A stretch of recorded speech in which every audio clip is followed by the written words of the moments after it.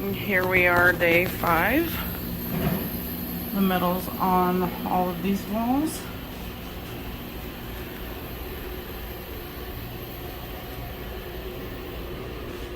Completely new door, new doorknob, new sink. This wall has not been finished yet.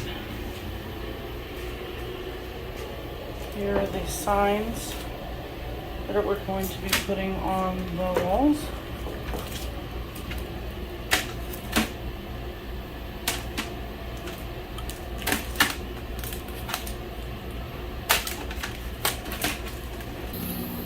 And that's going to be it for today because we both have jobs and we are tired.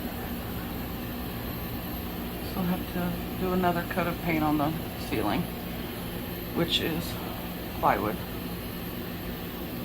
And we have to paint the floor.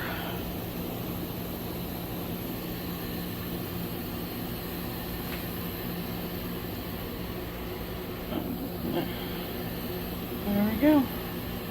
See you on the next update.